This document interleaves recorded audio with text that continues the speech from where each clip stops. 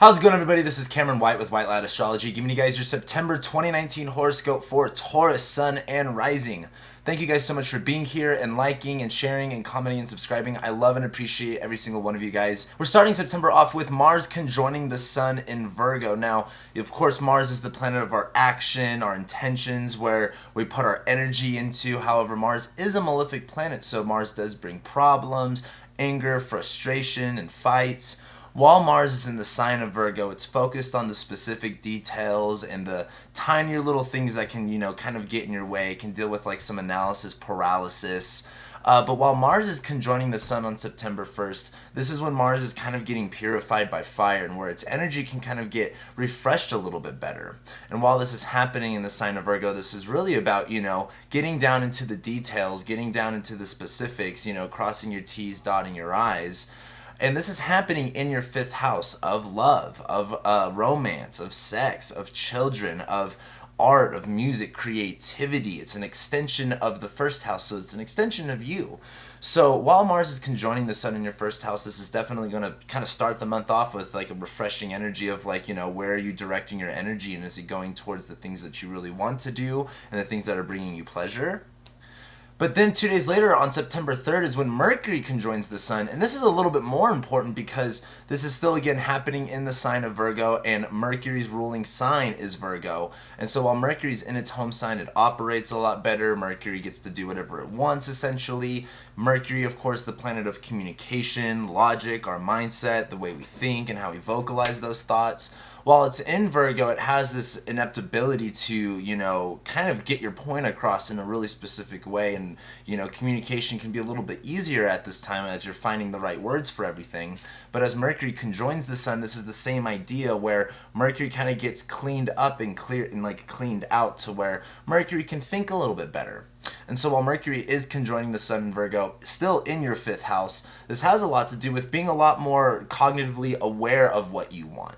Again, the fifth house is of love, romance, children, sex, all of the fun stuff that, you like to pursue. And as Mercury conjoins the Sun, this is kind of like, getting the light bulb in your head and kind of getting a definition clear of what are the things that you do want at this moment. Then from September 4th, 7th, and 10th, that's when we're going to have Venus opposed Neptune, Mercury opposed Neptune, and the Sun opposing Neptune. And I kind of want to condense this all into one thing. While Venus is in the sign of Virgo, you got to remember it's her sign of fall. She doesn't work all too well right here. And Venus is your ruling planet, so she's a little bit more important to you than usual. And Venus, the planet of value, love, connection, wanting to bring things together, indulgence, luxury.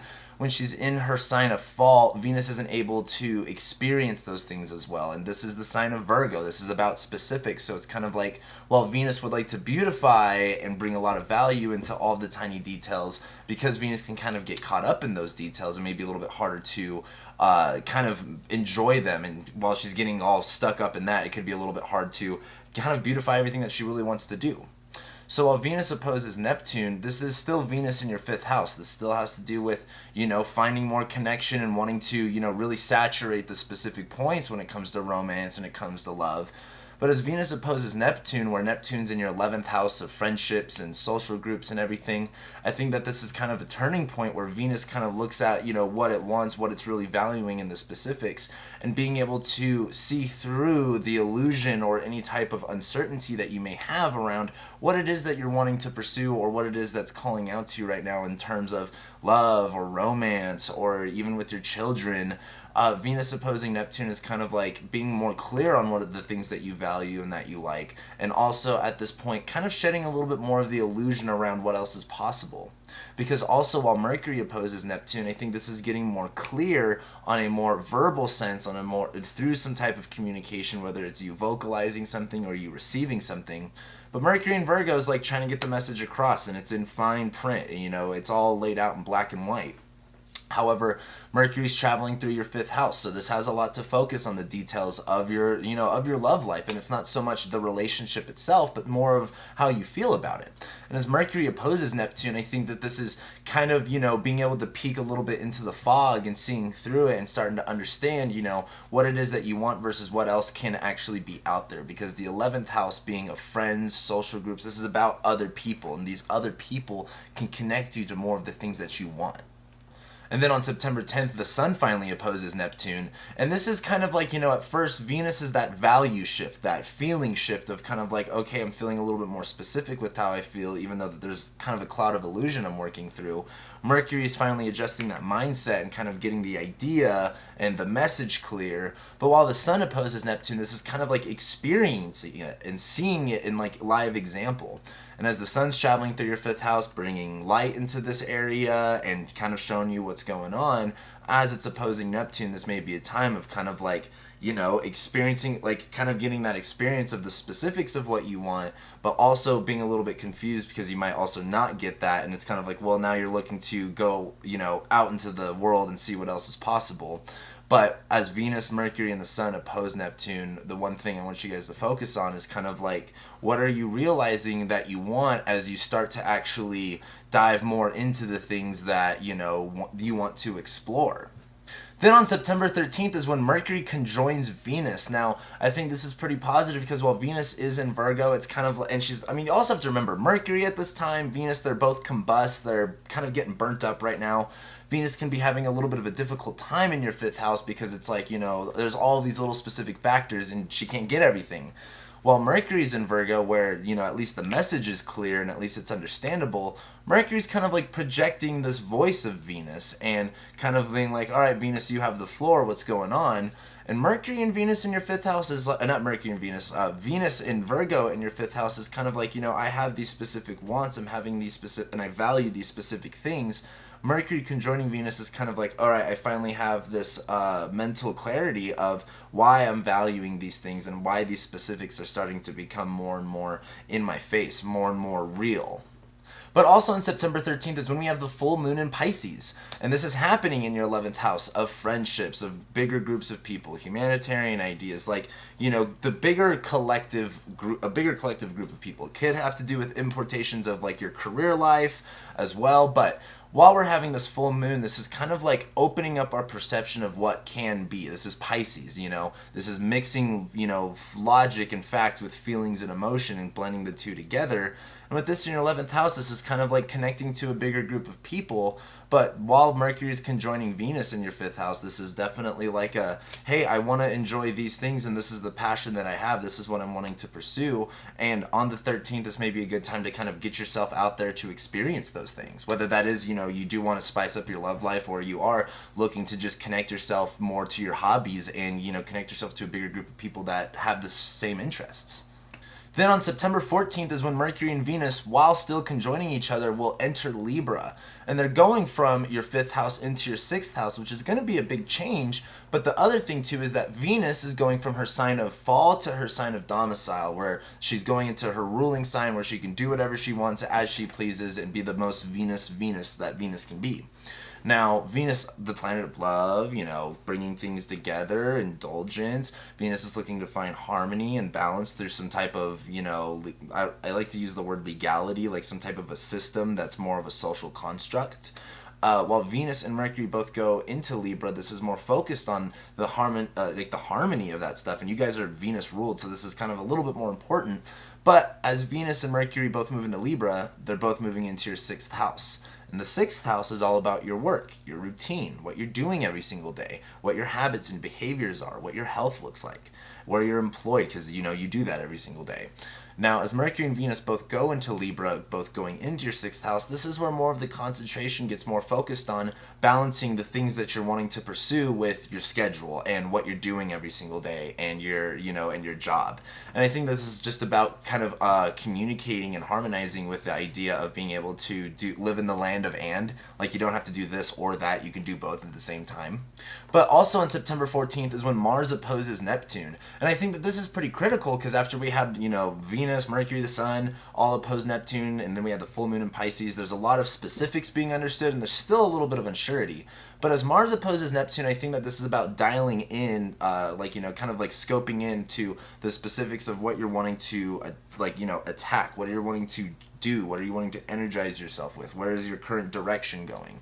So as Mars opposes Neptune, while Mercury and Venus go into Libra, I think that this is being a little bit more decisive about what it is you're pursuing, while also being able to blend it into your day-to-day life. Then on September 18th, we finally have Saturn stationing direct. And this is really positive, but also a little bit tough because Saturn's been transiting your 9th house now for, almost 2 years.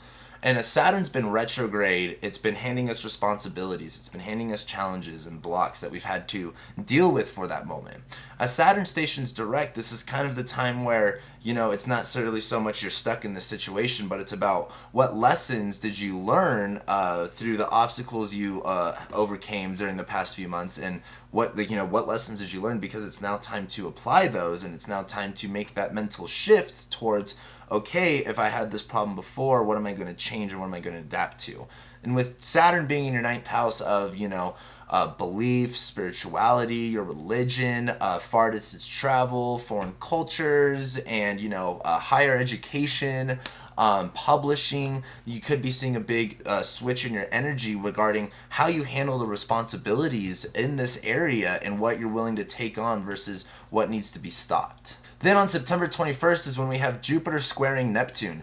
Now this transit has been going on for basically the whole year, and what's important about this transit is it's the third and the final square to Neptune that Jupiter will be giving until Jupiter actually conjoins Neptune. That's another story, but as Jupiter first squared Neptune, it was kind of like all of this healthy optimism was popping up out of nowhere and all of these ideas of what can happen and be. It squared Neptune where it was kind of like, well, we don't really know what that can look like. I've been using the analogy of like Jupiter's been creating all of this room, and as Jupiter went retrograde, it was kind of like reconsidering things, being a little bit more, clear on your aim and your scope and what ideas you have on it and what, can work and what isn't going to work.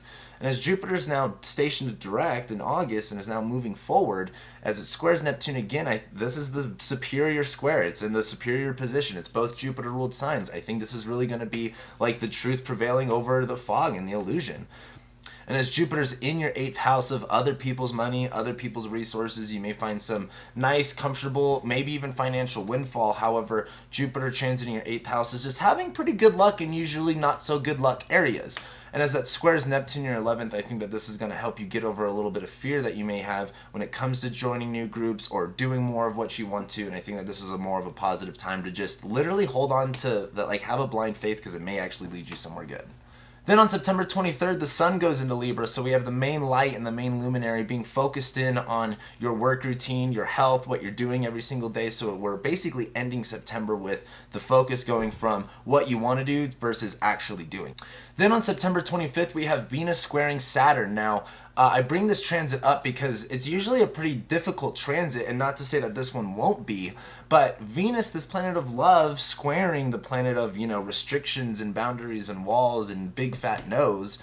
Venus is in her sign of Libra, like in her own domicile, and so is Saturn. Venus is in the superior position here, and I think that has something to say, because while Saturn's in your 9th house holding all of these limitations on, beliefs and what you can do, where you can go, Venus here in your 6th house is kind of like, finessing how you do everything every single day. So while Venus is squaring Saturn, you may find some blockages and some difficulty when it comes to, actually being able to get what you want done in your workday and in your routine and in your health, and having a fair balance with it, with also dealing with, what responsibilities you have in that 9th house area. However, I do think that this is a really good time to really look at, if you're going to have these blockages, what's worth mitigating, what's worth, talking about, what's worth, being a little bit, how can you balance the scales? I know it's a little bit out there for you, Taurus, but I think this is what this is about when it comes to what you're doing every single day versus what beliefs you have about that.